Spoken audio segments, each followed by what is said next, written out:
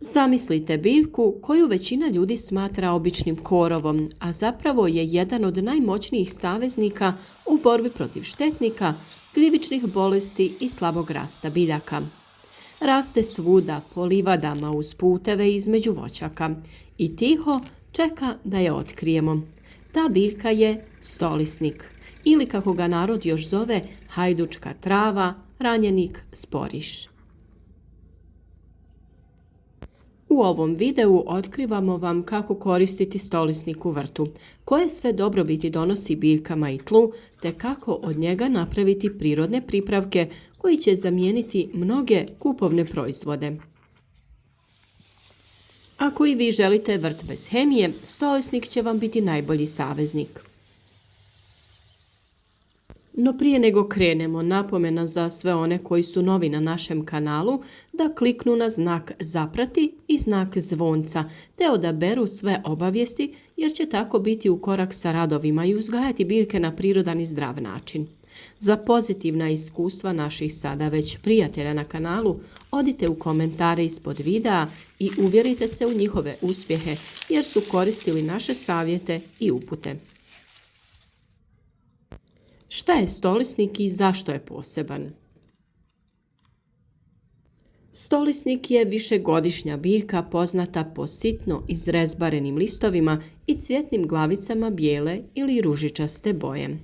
Raste širom Balkana i Europe na neobrađenim zemljištima, a ime je dobio po grčkom junaku Ahileju, koji je njime, prema legendi, liječio rane vojnika.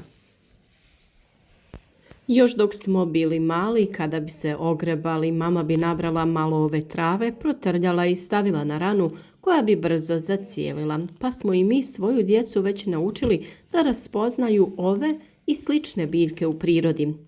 Stolisnik djeluje protuupalno i antiseptički, pa se koristi i kod rana, posjekotina i kožnih iritacija. Ali, osim što pomaže ljudima, stolisnik ima čudesan učinak i na biljke. Sadrži eterična ulja, gorke tvari, tanine i organske kiseline koje imaju antibakterijska, antigljivična i repelentna svojstva. Upravo zbog toga ga koriste svi vrtlari koji se bave ekološkom proizvodnjom. Jedna od najjednostavnijih i najkorisnijih primjena stolisnika u vrtu je čaj za zaštitu biljaka. Pa kako se on priprema? Oko 20 do 30 grama svježe ili 10 do 15 grama sušene biljke. Možete koristiti stabljike, listove i cvijet. Sve to prelijete sa 1 litrom ključale vode. Ostavi se poklopljeno da stoji 20 do 30 minuta, procijedi i razredi sa još 1 litrom vode.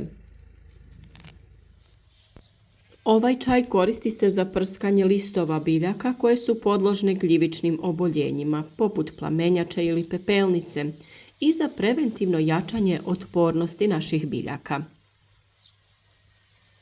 Dodatni savjet je to, pošto je stolisnik snažan, da ga ne koristite više od 1 sedmično. Najbolje ga je koristiti rano ujutro ili predvečer kao sva ostala hranjiva i preparate koji se koriste za prskanje biljaka. Stolisnik se naravno osim za prskanje može koristiti i za zalijevanje korijena, to je za zaštitu ispod zemlje. Osim što djeluje na lišće, stolisnik djeluje i u tlu. Ako pravite čaj ili fermentirani biljni ekstrakt, možete ga koristiti za zalijevanje oko korijena, jer on poboljšava mikrobiološku aktivnost tla. Odbija štetne insekte u tlu poput grčica i žičnjaka, jača imunitet biljke i pomaže kod slabog rasta. Recept za fermentirani biljni ekstrakt je sljedeći. 500 grama svježeg stolisnika stavi se u 5 litara vode, najbolje kišnice. Stavi se sve u jednu veliku kantu, s tim da se stolisnik lagano usitni prilikom dodavanja. Ostavite da fermentira 7 do 10 dana uz povremeno miješanje naravno. Kada prestane da se pjeni, on je gotov i može se procijediti te razrijediti prije korištenja u omjeru 1:10 sa vodom. Sa tim zalijevamo biljke. Omjer 1:10 znači da se uzme 1 litra pripravka i dodatnih 10 litara vode. Ovisno o količini biljaka koje želite zaliti, vi prilagodite ovaj recept sebi. Možete i 1 kg listova stolisnika staviti na 10 litara vode. No tu nije kraj dobrobiti stolisnika. On se može koristiti i kao biljka za privlačenje korisnih insekata. Stolisnik je naime odlična biljka za međurednu sadnju i rubove gredica jer svojim cvjetovima privlači korisne osice, parazitoide, koje uništavaju jaja i larve štetnika poput žičnjaka. Privlači i leptire i pčele koji oprašuju biljke, te babure, krvoločne bubamare koje se hrane lisnim ušima. Time stolisnik indirektno štiti vaše biljke bez ikakve intervencije. Ali velika je i uloga stolisnika u kompostu i kao aktivator humusa. Ako imate i pripremili ste mjesto za kompostiranje, stolisnik možete koristiti kao aktivator fermentacije.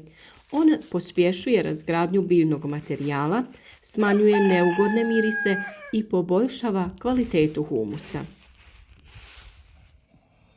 U biodinamičkoj poljoprivredi stolisnik je sastojak preparata koji se koriste za poboljšavanje tla.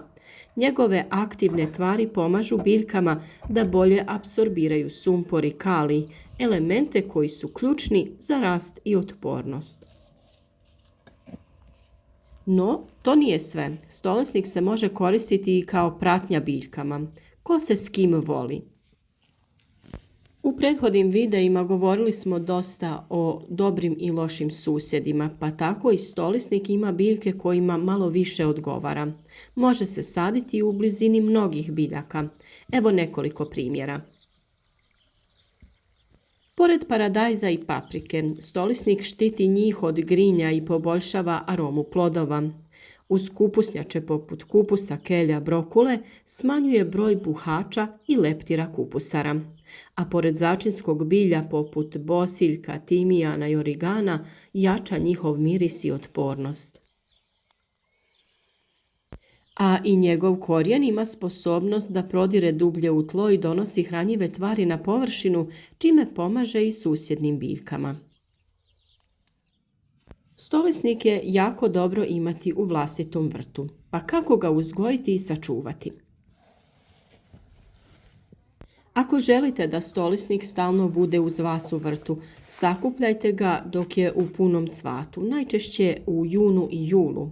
Sušite u hladu i čuvajte u papirnim vrećicama. Ili posadite ga kao trajnicu. On je otporan na sušu i mraz, tako da će opstati tokom cijele godine. Raste na gotovo svakom tlu, ali voli sunčane pozicije. Jednom kada se udomaći, proširiti će se sam bez ikakvog truda. I sada zaključak može biti samo jedan. Jedna biljka, 100 koristi i stvarno je tako. Stolisnik je pravi primjer kako priroda nudi rješenja tamo gdje ih najmanje očekujemo. Umjesto skupih i štetnih sredstava, ovu biljku možemo koristiti kao prirodni pesticid, gnojivo, aktivator tla i magnet za korisne insekte. U svijetu vrtlarstva gdje se često okrećemo gotovim rješenjima, što zbog manjka vremena, što zbog toga što smo potrošili sve moguće ideje, jer nas ovo vrijeme stvarno tjera da na kraju koristimo neka hemijska sredstva, stolisnik nas podsjeća da su najbolji saveznici već tu, oko nas, besplatni i moćni. Ako vam se svidio ovaj video, kliknite na like, podijelite ga sa nekim ko još uvijek ne zna za moć stolisnika i svakako zapratite naš kanal, kliknite na znak zvonca i odaberite sve obavijesti kako bi uvijek bili u korak sa radovima i dobili obavijest o svakom novom videu koji sa vama podijelimo.